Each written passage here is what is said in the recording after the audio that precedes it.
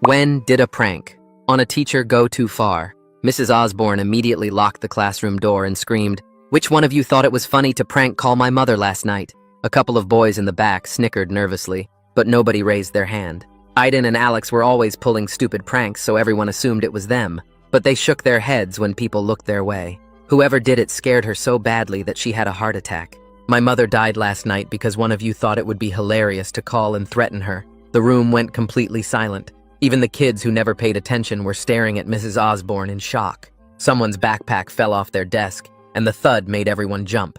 "Nobody is leaving this room until I find out who did it. The police are waiting outside to arrest whoever is responsible." Danica raised her hand tentatively and asked if we could call our parents. Mrs. Osborne shook her head and said not until someone confessed. She pulled her chair in front of the door and sat down with her arms crossed. Her phone kept buzzing, but she ignored it. The next 20 minutes felt like hours. Students started whispering to each other, trying to figure out who could have done it. Everyone had Mrs. Osborne's number from the class contact sheet she'd handed out at the beginning of the year. Any of us could have found her mom's information online. Kenny suggested it might have been someone from another period, but Mrs. Osborne said the caller mentioned specific things from our class, details only someone in the first period would know. She'd narrowed it down to us 30 students and wouldn't stop until she had a name. The accusations started flying. People pointed fingers at the usual suspects like Aiden and Alex. Then someone mentioned that Alexis had been mad about her grade on the last essay. Ian said he'd overheard Lawrence joking about prank calling teachers. Everyone was turning on each other, trying to deflect suspicion. Mrs. Osborne just sat there watching us with those red-rimmed eyes. Every few minutes she'd remind us that her mother was dead because of someone in this room. The weight of it pressed down on all of us. Some girls were crying. A few guys looked ready to bolt for the windows. I noticed Philip in the corner wiping his face with his sleeve. He was the quiet kid who sat alone and never caused trouble. While everyone else was arguing and defending themselves, he was silently crying. Something about his reaction seemed different from the general panic in the room. The room was getting hot with all of us trapped inside. Someone banged on the door from the outside, but Mrs. Osborne didn't move. We could hear muffled voices that sounded like administrators trying to get in. She'd barricaded us in here and wasn't budging until she got her answer. An hour passed, then 2. We'd missed second period completely, and third was starting. Parents were probably being called. The police were supposedly waiting. Everything was spiraling out of control because of one stupid prank call that had gone horribly wrong. Riley started having a panic attack and begged to go to the nurse. Mrs. Osborne wouldn't let her leave. Marco tried to reason with her, explaining this was kidnapping or false imprisonment. She laughed bitterly and said the police could arrest her after they arrested her mother's killer. That's when I noticed Philip had moved to the back of the room. He was sitting on the floor behind the last row of desks with his knees pulled to his chest. His whole body was shaking. While everyone else was scared of getting in trouble, he looked absolutely terrified. I made my way over to him, stepping around backpacks and angry classmates. When I sat down next to him, he flinched like I might hit him. Up close, I could see his face was blotchy from crying, and his breathing was ragged. "Philip, are you okay?" He shook his head, and fresh tears started falling. His voice was barely a whisper when he finally spoke. The words came out in a rush, like he'd been holding them in for hours. "It was me. I was dared to do it." Aiden said I was too much of a pussy to prank call a teacher. He gave me $20 and said I had to make it scary or it didn't count. I didn't mean for anyone to get hurt. I just wanted them to think I was cool for once. "Please don't let me go to jail. I can't go to jail. I'm only 15. Mrs. Osborne went white. She stood up and started slowly marching over to Philip. Her footsteps echoed across the silent classroom as she crossed the room in 5 quick strides. Philip tried to scramble backwards but hit the wall behind him. She grabbed his shoulders with both hands and her fingers dug into his shirt. Her whole body was shaking as she stared down at him. Everyone in the class froze completely. Nobody moved or even breathed. Philip's eyes were huge and wet with tears as he looked up at her face. Her mouth opened and closed like she wanted to say something but couldn't find the words. The veins in her neck stood out, and her face had gone from white to red. I pushed myself up from the floor and took 3 steps toward them. My hand reached out and touched her arm. Her sleeve was damp with sweat, and I could feel her muscles tight under the fabric. She turned her head to look at me, and her eyes weren't the eyes of a teacher anymore. They were just sad and broken and lost. For just a second, she looked like any other daughter who had lost her mom. Her grip on Philip loosened slightly. The door exploded open with a loud crack. 3 administrators rushed in with 2 security guards right behind them. They took in the scene in about half a second. Mrs. Osborne standing over Philip with her hands on him, and me touching her arm trying to pull her back. The security guards moved fast. One grabbed Mrs. Osborne's wrists and pulled them off Philip's shoulders, while the other stepped between them. She started screaming as they pulled her away. The same words over and over. She kept saying he killed her and pointing at Philip, who had curled into a ball on the floor. The security guards guided her toward the door with one on each side holding her arms. She twisted and fought against them the whole way. Her voice got louder as they got her into the hallway. We could still hear her shouting about her mother and demanding justice even after the door closed behind them. The administrators stayed in the room with us. One of them told us all to sit down and not move. More adults flooded in through the door. Some were teachers from other classrooms and others looked like office staff. They spread out around the room watching us. Gary Barnett walked in about 2 minutes later. He stood at the front of the classroom and looked at all of us. His face was serious but calm. He told us we would each be interviewed about what happened. He said to stay in our seats until called. Philip was still in the corner with his head buried in his hands. His shoulders moved up and down as he cried. A woman with curly hair walked in next. She went straight to Riley, who was still breathing funny and making little gasping sounds. The woman put her hand on Riley's back and spoke quietly to her. After a minute, she helped Riley stand up and walked her toward the door. They left together, heading for the nurse's office. The rest of us sat in complete silence. Nobody wanted to look at each other. The clock on the wall showed we had been trapped in here for over 2 hours. My legs were stiff from sitting on the floor. An administrator came to the door and called out the first name. Kenny got up and followed them into the hallway. 5 minutes later, they called Danica, then Ian. One by one, they took us out for our statements. Some kids came back to the room after, and others didn't. When they called my name, I stood up on shaky legs. The hallway was full of people. Parents were there now, demanding to know what happened. Police officers stood near the main office. The administrator led me past all of them to a small room. Inside was the woman with curly hair who had helped Riley. She smiled at me and said her name was Alina LeBlanc. She asked me to sit down and tell her what I saw. I started to explain about Mrs. Osborne locking us in, but then stopped.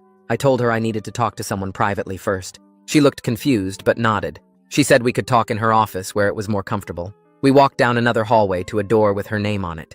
Inside were 2 chairs and a small couch. Pictures of mountains covered the walls. She sat in one chair and I took the other. I told her everything Philip had said to me. About the dare from Iden. About the $20. About wanting to be cool. About how scared he was of going to jail. She listened without interrupting and wrote notes on a yellow pad. When I finished, she put down her pen. She explained that the police needed to know this right away. She picked up her phone and called someone. A minute later, Gary Barnett walked into the office. Alina told him to sit down, and then asked me to repeat what Philip had told me. I went through it all again. The dare and the money and everything. His face went from confused to shocked to pale. He rubbed his forehead with one hand. He stood up quickly and told someone outside the door to bring Philip to his office immediately. Then he looked at me and said I would need to talk to the police detective who was on the way. I sat in a plastic chair outside Gary's office for what felt like forever, my hands shaking as I pulled out my phone. I typed a message to my mom as fast as I could. The text just said there was an emergency at the school and Mrs. Osborne locked us in the classroom and the police were coming. My phone buzzed almost instantly with her reply saying she was leaving work right now and not to say anything to anyone without her there. I put my phone away and watched the chaos building in the hallway. More parents kept showing up, their faces all confused and angry as they demanded to know why their kids had been locked in a classroom. The secretary kept telling them to please wait and that Gary would explain everything soon. About an hour later, a woman in a dark suit walked through the main doors carrying a briefcase. She had short gray hair and looked really serious as she walked straight to the principal's office. Gary came out and shook her hand, and I heard him call her Detective McLean. They went into a conference room down the hall, and I could see through the window as she set up a laptop and pulled out a yellow notepad. Gary came back out and told me the detective was ready to talk to me, but we should wait for my mom. My hands were still shaking, and I kept thinking about Philip crying in that corner. The main doors burst open and my mom rushed in, still wearing her work badge from the hospital. She grabbed me in a quick hug and asked if I was okay. I nodded, but she could tell I was scared. We walked together to the conference room where Detective McLean stood up and introduced herself with her full name, Rhoda McLean. She seemed nice but really professional as she explained she needed to understand exactly what happened this morning. Mom said she wanted to be present for any questions, and the detective agreed right away. She asked me to start from the beginning when Mrs. Osborne first locked the door. I told her about the screaming and the accusation about the prank call. I explained how Mrs. Osborne said her mom died from a heart attack. The detective wrote everything down and asked me to slow down a few times. When I got to the part about Philip confessing to me, she stopped writing and looked up. She asked me to repeat exactly what Philip said, word for word if I could remember. I closed my eyes and tried to remember his exact words about the dare and the $20 and wanting to be cool. She had me write it all down on a piece of paper while it was fresh in my mind. Through the conference room window, I could see the hallway getting more and more crowded. Parents were everywhere now, some of them yelling at the office staff. A security guard was trying to keep people calm, but it wasn't working. Someone must have called for a soft lockdown because I heard the announcement over the speakers telling all students and staff to remain in their classrooms. The detective asked me more questions about Aiden and if I'd ever seen him bully Philip before. I told her I didn't really know them that well, but Aiden was always doing stupid stuff to get attention. She asked about Mrs. Osborne too, if she'd ever acted strange before today. I said no. She was actually one of the nicest teachers before this happened. The interview took about 40 minutes total. When we finished, the detective thanked me and said I'd been really helpful. She gave my mom her business card in case we remembered anything else. Mom and I went back to the main office to sign me out, but the secretary said we needed to wait because they were still processing everyone. We sat in the uncomfortable chairs and watched everything happening around us. That's when I saw Philip being walked down the hall by an older woman who must have been his grandmother. She had her arm around his shoulders, and he looked even smaller than usual. He glanced at me as they passed, and his eyes were red and puffy from crying. The terror on his face made my stomach hurt. They took him into another room with Detective McLean. About 10 minutes later, I watched Aiden walk past with his parents. His usual confidence was completely gone, and he stared at the floor as he walked. His dad looked mad enough to explode, and his mom was wiping her eyes with a tissue. They went into Gary's office and closed the door. We could hear raised voices but couldn't make out the words. The detective interviewed Aiden for over an hour, while the rest of us were finally allowed to leave. The hallway was packed with families trying to get their kids and leave. Everyone was talking at once, spreading rumors about what really happened. Some people said Mrs. Osborne had a gun, which wasn't true. Others said multiple kids were arrested. Parents were recording everything on their phones, and I knew this would be all over social media within hours. Mom drove me home in silence, and I stared out the window thinking about everything. That evening we turned on the local news, and there it was. The top story about a teacher who held students hostage after her mother's death. They didn't say any names, but showed footage of our school and interviewed some parents in the parking lot. Everyone at the school would know exactly who they meant. Mom heated up leftover pasta for dinner, but I couldn't eat anything. My stomach felt sick thinking about Philip and what might happen to him. He was just a kid who wanted friends and made a really stupid choice. Mom sat with me at the kitchen table, and we talked about how one stupid decision can destroy so many lives. She said Philip would have to live with this forever, knowing his prank call caused someone to die. She also said Mrs. Osborne would probably never teach again after locking us in like that. Even Aiden would face serious consequences for paying someone to commit what turned out to be a crime. None of them probably imagined it would end up like this when they made their choices. Mom held my hand and said she was proud of me for telling the truth and helping Philip when he needed someone, but I didn't feel proud at all. I just felt sad for everyone involved. The next morning, Mom drove me to the school even though I usually took the bus because she wanted to make sure everything was okay. The parking lot was way emptier than usual, and when I got to first period, only about half the kids were there. A substitute teacher sat at Mrs. Osborne's desk looking nervous, while Alina LeBlanc, the counselor from yesterday, stood by the door greeting everyone as we came in. She had this fake calm smile that didn't reach her eyes and kept asking if we were doing all right. The substitute introduced herself as Miss Rodriguez and said she'd be teaching us for a while but didn't explain how long. Alina took over and started talking about trauma and how it was normal to feel scared or confused after what happened yesterday. She passed around a feelings chart and asked us to point to how we were doing, but most kids just stared at their desks. Kenny picked angry, and Danica picked sad. But when it got to me, I just passed it along without choosing anything. Alina kept trying to get us to share our thoughts, but the room stayed mostly quiet, except for the sound of someone's pen clicking over and over. She gave up after 20 minutes and let Ms. Rodriguez start teaching, but nobody could focus on the lesson about symbolism in literature when we'd just lived through something that felt way too real. During lunch, I sat with my usual group and heard that Philip had been suspended while they investigated everything. Someone's older brother worked at the courthouse and said he saw Philip there with his grandma and a lawyer, which made my stomach drop, because that meant this was getting really serious. The cafeteria buzzed with rumors about what would happen to him and whether he'd go to jail for making the call that killed Mrs. Osborne's mom. Kids kept looking over at the empty spot where Philip usually sat alone with his sandwich and library book. 2 days later, Aiden showed up at the school again, but he looked different without his usual cocky walk and loud voice. He sat in the back of every class and didn't talk to anyone, Not even Alex, who used to be his best friend. I watched Alex tell a group of kids that he had nothing to do with the dare and didn't even know Aiden was going to do it. Their friendship was completely destroyed, and you could see Aiden knew everyone blamed him for what happened to Philip and Mrs. Osborne's mom. 3 days after that, Detective McLean came back to the school and set up in the conference room again. She called in more students throughout the day, especially anyone who might have seen Aiden and Philip together or heard about the dare before it happened. I saw Ian go in for almost an hour, and when he came out, he looked pale and kept rubbing his hands on his jeans. Later, I found out he'd told the detective about hearing Aiden bragging the day before the incident about getting Philip to do something hilarious for $20. Ian said Aiden had been laughing about how easy it was to get the quiet kid to do whatever he wanted if you just called him names and waved money around. This information spread through school within hours and made everything feel even worse because it showed Aiden had planned it all out.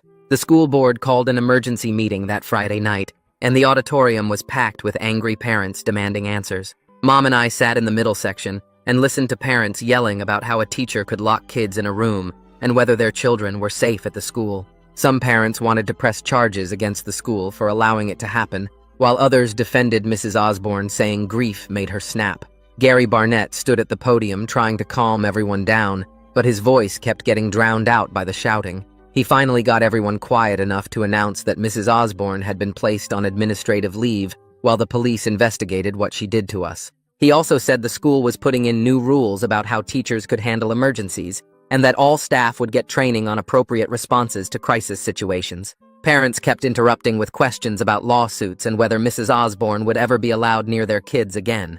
Gary looked exhausted as he tried to answer everything, while also protecting Mrs. Osborne's privacy and not saying anything that could affect the legal case. A week passed before we heard that the district attorney was officially charging Mrs. Osborne with false imprisonment and child endangerment for locking 30 students in a classroom for hours. The news hit everyone hard because even though what she did was wrong, we all remembered how nice she'd been before her mom died. Some kids said she deserved to go to jail for traumatizing us, while others felt bad that she'd lost her mom and now might lose her freedom too. The whole situation felt complicated with no clear good guys or bad guys, just a bunch of people who made terrible choices that spiraled out of control. Meanwhile, Philip's case went to juvenile court, where they charged him with harassment and making terroristic threats, even though he never meant for anyone to actually die. His age helped him because 15-year-olds don't usually get tried as adults, but the judge still took it seriously since someone died because of his prank call. I heard his lawyer argued that Philip was manipulated by an older student and only wanted to fit in, which was true, but didn't change what happened to Mrs. Osborne's mom. 2 weeks later, the court clerk called my name and I walked up to the witness stand with my legs feeling like jelly. Requested Reds is on Spotify now. Check out link in the description or comments. The courtroom was smaller than I expected, with wood panels everywhere and a big seal behind the judge's bench. Philip sat at a table with his lawyer, looking even smaller than he did at the school in his oversized suit that must have been borrowed. His grandmother sat behind him, dabbing her eyes with a tissue every few minutes. The prosecutor asked me to tell everyone exactly what Philip said to me that day in the classroom. I looked at Philip, who kept his head down, staring at his hands folded on the table. I told them about finding him crying behind the desks, and how he confessed about the dare and the $20 from Aiden. The judge wrote notes while I talked and asked me if Philip seemed sorry when he told me. I said he was shaking and crying, so hard he could barely get the words out. When they let me step down, I walked past Philip's table and saw tears running down his face again.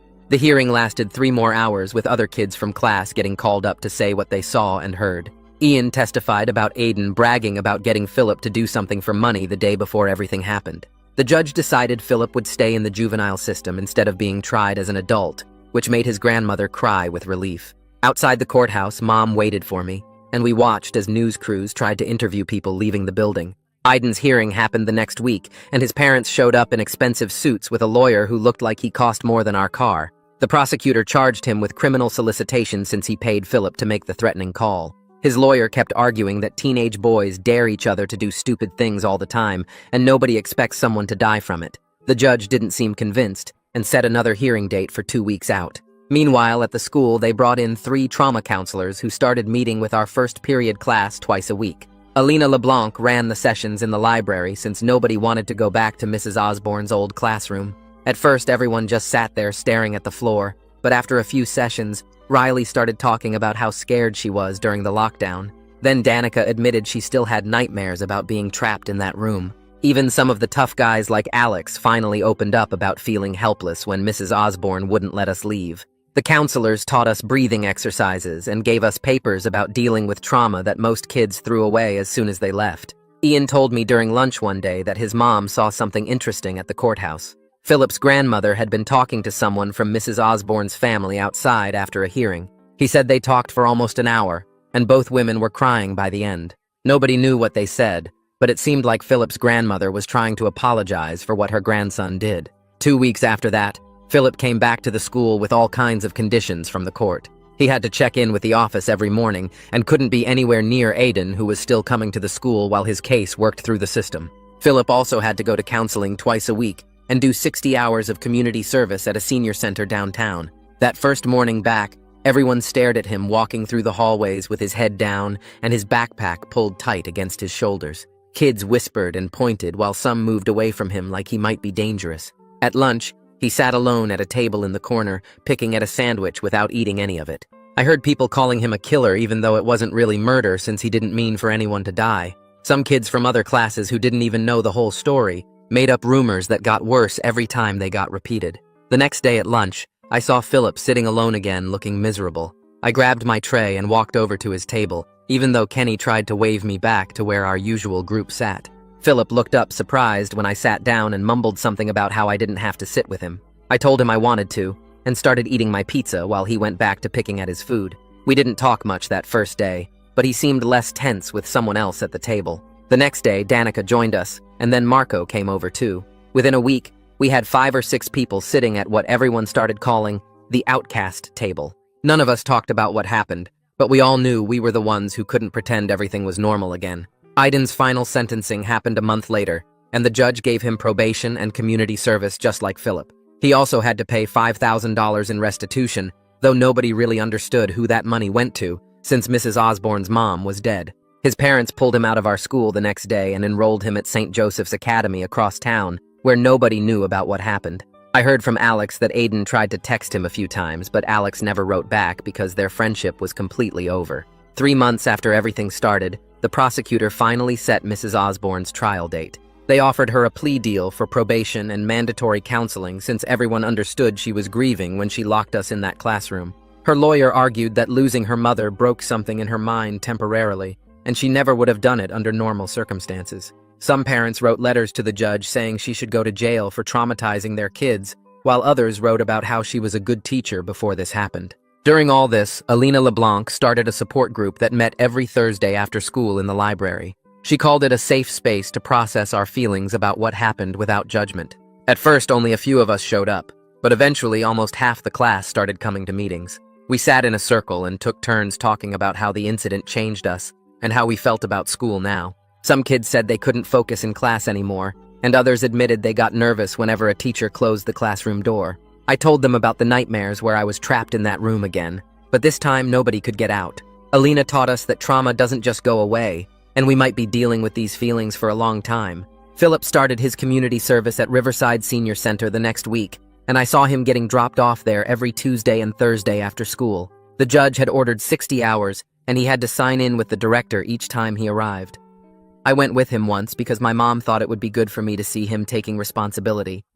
The old people there didn't know anything about what he'd done, so they just saw a quiet kid helping serve lunch and playing checkers with them. One woman named Dorothy kept asking him to be her partner for bingo, and he'd sit there marking her cards when her hands shook too much. After a few weeks, he told our support group that listening to them talk about their families made him understand how Mrs. Osborne's mom must have felt getting that call. Meanwhile, the school sent out new forms saying all teacher contact would go through the main office phone system from now on. They took down the emergency contact sheets we'd all signed and replaced them with cards that only had the school's number. Parents had to register their phone numbers in a secure database that teachers couldn't access directly. Gary Barnett held an assembly explaining the new safety protocols, where classroom doors would have emergency override codes that administrators could use. 3 months crawled by before Mrs. Osborne's court date finally arrived. I went with my mom because she said we needed to see how everything ended. Mrs. Osborne walked into the courtroom looking like she'd lost 20 pounds, and her hair had gone gray at the roots. She stood in front of the judge and apologized to all of us for what she'd done that day. The prosecutor recommended probation with mandatory grief counseling and anger management classes. Her lawyer explained she'd already started therapy and was taking medication for depression. The judge accepted the plea deal and gave her 2 years probation, plus 1,000 hours of community service. Right after the hearing, a group of parents started a petition to ban her from ever teaching again. They collected over 200 signatures in 3 days and presented it to the school board at their monthly meeting. Other parents wrote letters saying she deserved compassion because grief had made her do something she never would have done otherwise. The arguments got heated at the board meeting, with people yelling about child safety versus second chances. The board went into closed session for 3 hours before announcing their decision. Mrs. Osborne could return to teaching after completing her sentence, but not at our school or any school in the district. She'd have to find work in another county if she wanted to teach again. Nobody seemed happy with the compromise, but at least it was over. During all this, Philip threw himself into his schoolwork like it was the only thing keeping him sane. His grades went from C's and D's to straight A's within 2 months. He started staying after school to help younger kids with their math homework in the library. The math teacher said he'd never seen such a dramatic improvement in a student before. I started having panic attacks whenever a teacher closed the classroom door. My hands would get sweaty, and I'd feel like I couldn't breathe. Mom made an appointment with Alina, who started seeing me every week after school. She taught me to count my breaths and imagine myself somewhere safe when the panic started.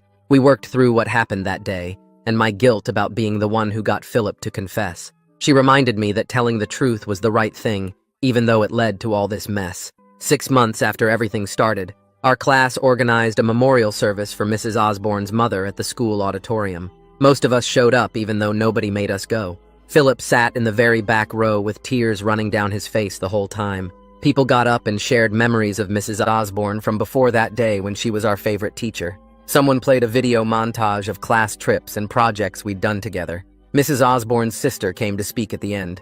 She talked about how her mother had been a teacher too and always believed in giving kids second chances. She said her mom wouldn't want her death to destroy more lives and that forgiveness was the only way forward. She looked right at Philip when she said that part, and he completely broke down, sobbing. After the service, Philip spent weeks writing a letter to Mrs. Osborne's family. He showed me 3 different drafts where he tried to explain what happened without making excuses. He wrote about the dare and the $20, but also took full responsibility for his choice. He mailed it to Mrs. Osborne's sister, but never got a response. He told me at lunch one day that writing it helped him start to forgive himself, even if they never forgave him. The letter was his way of facing what he'd done instead of hiding from it forever. The next few months were weird, because people kept showing up at our school to study what happened. Gary Barnett had to meet with administrators from other districts who wanted to learn about crisis management. They'd walk through our hallways with clipboards and serious faces while we tried to ignore them. I saw them taking pictures of our classroom door and the locks that got changed after that day. They interviewed some teachers, but most of us students just wanted to forget about it. Alina LeBlanc started something new in January called a peer mediation program. She trained us to help other kids work out their problems before things got bad. About half our first period class signed up, including me and Ian and even Danica. We met every Tuesday after school in the library to practice talking through conflicts. Alina taught us to listen without judging and ask questions that helped people figure things out themselves. The training helped me deal with my own stuff too. I was still having trouble with closed doors, but working with other kids made me feel less alone. Spring came, and I was at the grocery store with my mom when I saw Mrs. Osborne by the frozen food section. She looked different with her hair shorter and no makeup on. We made eye contact for a second, and she gave me this tiny nod before turning and walking away. That was it, but somehow it felt like she was saying she understood, or maybe that she was sorry. I never saw her again after that. Around the same time, Philip got news that changed everything for him. He'd applied to this early college program at the community college for his senior year. The acceptance letter came in April, and he actually smiled for the first time in months. The program would let him take college classes instead of regular high school ones. He'd get a fresh start where nobody knew about the phone call or what happened after. He told me at lunch that he was scared but also excited to be somewhere new. The rest of junior year went by fast with everyone focused on grades and college prep. Our class had gotten closer through everything that happened. Kids who used to hate each other would nod in the halls or share notes before tests. Even the popular kids and the quiet ones mixed more than before. We all knew what we'd been through together, and it made the usual high school drama seem stupid. Senior year started without Philip since he was at the community college program. I heard from Ian that he was doing great with straight A's and even making some friends. Nobody there knew his history, so he could just be a smart kid working hard. Graduation day came in June, and the whole gym was packed with families. Gary Barnett gave his principal speech about our class being special. He talked about resilience and strength without saying exactly why, but everyone in our class knew what he meant. Parents shifted in their seats because they knew too. When he finished, there was this moment where all of us from that first period looked at each other. It was like a silent agreement that we'd made it through something huge together. Then came the surprise nobody expected. Philip walked up to the podium as salutatorian even though he'd finished at the community college. He'd earned enough credits to graduate with us and wanted to speak. The gym got really quiet as he adjusted the microphone. His voice was steady when he started talking about second chances and how our choices matter. He didn't mention the call directly, but talked about learning from mistakes and how forgiveness can change everything. Some parents looked uncomfortable, but most people were listening hard. He talked about the people who helped him when he didn't deserve it and how that made him want to be better. When he finished, the whole auditorium stayed quiet for a second before people started clapping. After graduation, I had to decide what to study in college. Watching Alina work with all of us had shown me how much psychology could help people. She'd taken kids who were falling apart and helped us find ways to heal. I wanted to learn how to do that for other people. When I told her at the last peer mediation meeting, she smiled and said I'd make a great psychologist. She wrote me a recommendation letter that probably helped me get into my top choice school. The summer before college, a bunch of us decided to meet up one last time. We went to the park near school on a random Tuesday evening. Ian was there, and Danica and Kenny, and even some kids I'd never really talked to before that day in the classroom. We didn't plan it, but nobody mentioned what happened directly. Instead, we talked about college plans and summer jobs and normal stuff. But there was this understanding between us about how that day had changed who we were. People who'd been scared to speak up were now more confident. Kids who'd been mean had learned to be kinder. Before everyone left to go home, Philip pulled me aside near the swings. He looked healthier than he had all year with some color in his face. He thanked me for sitting with him that day when he confessed. He said knowing someone saw him as a person, and not just his worst choice, gave him hope. He told me that moment when I sat down next to him was when he realized maybe he could get through this. We shook hands, and then he surprised me by pulling me into a quick hug before walking away. 3 weeks into my freshman year at State, I got an email from Alina asking how college was going. She mentioned she'd heard from someone that Mrs. Osborne had started teaching again at Jefferson High 2 counties over. The person who told her said Mrs. Osborne looked thinner and older, but was back in the classroom doing what she loved. I thought about her standing in front of new students who had no idea what happened to her mom or what she'd done to us that day. My psychology professor assigned us to write about a personal experience that showed how people deal with crisis. I sat in my dorm room for hours trying to figure out how to put that whole mess into words. The cursor blinked on my laptop screen while my roommate played video games and ate chips. I started typing about the locked classroom and Philip's confession and how everyone turned on each other. The paper ended up being 12 pages long when the requirement was only 5. My professor wrote comments all over it saying this was exactly the kind of real-world example that showed how trauma creates unexpected connections between people. She asked if she could use it as an example for future classes with the names changed. I said yes because maybe it could help other people understand how quickly things can spiral. One night I was scrolling through Instagram and saw Aiden's face pop up in my feed. Someone from our old school had posted a picture of him at his new place wearing a college sweatshirt. The caption said he'd gotten into Tech University, which a pretty good school. I clicked through to his profile and saw pictures of him at orientation and moving into his dorm. He looked happy in a way I'd never seen him back when he was always trying to act tough. People really do move on from the worst things they've done. My phone buzzed with a Facebook message while I was studying for midterms. Philip's name appeared on the screen, and my stomach did this weird flip. He wrote that he wanted me to know he'd gotten accepted to the State University with a full scholarship for academics. He was planning to major in social work because he wanted to help kids who made bad decisions like he had. He said working at the senior center had shown him how much he liked helping people who needed it. The message was long, and he thanked me again for being there when everything fell apart. I wrote back congratulating him and telling him he'd make a great social worker. We ended up messaging back and forth for a while about college and classes and normal stuff. It felt weird, but also good to see him doing something positive with his life. During winter break, I ran into Ian at the grocery store, and we ended up talking in the cereal aisle for 20 minutes. He told me our whole first period class had a group chat going where people checked in sometimes. Someone would post about a hard test or a bad day, and others would respond with support. Even kids who never talked in high school were part of it now.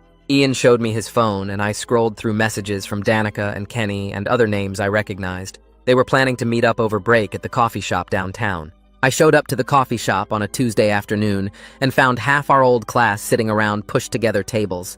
Everyone looked older somehow, even though it had only been 6 months since graduation. We talked about college and jobs and regular things, but there was this understanding underneath it all. Riley mentioned she was seeing a therapist for anxiety, and nobody made it weird. Marco said he was pre-law now because of what happened with the false imprisonment thing. Everyone had been changed by that day in different ways. Spring semester, I signed up to volunteer at the campus crisis hotline after seeing a flyer in the student center. The training was intense with role-playing and learning about active listening and intervention techniques. The coordinator asked why I wanted to volunteer, and I told her about Philip without using names. She said personal experience often made the best counselors because we understood how important it was to really listen. My first shift was terrifying, but I kept thinking about sitting next to Philip on that classroom floor. Every call that came in reminded me that one person reaching out could change everything. Some callers just needed someone to hear them, while others were in real crisis. I learned to recognize the difference in their voices, just like I'd recognized something different in Philip's tears that day. The other volunteers were mostly psychology majors or social work students who had their own reasons for being there. We'd debrief after hard calls and support each other through the rough nights. One time, a kid called who sounded just like Philip had, scared and guilty about something he'd done. I stayed on the line for 2 hours helping him figure out next steps. After the call ended, I sat in the break room thinking about how different things might have been if Philip had called someone like this instead of Mrs. Osborne's mom that night. Everything that happened showed me that people aren't just good or bad, but complicated and messy. Even now, when I think about it all, I see how each person was just trying to survive in their own way. So yeah, that's basically the whole thing. Thanks for listening in. It always feels like a chat with a friend. Come back if you feel like hanging out again.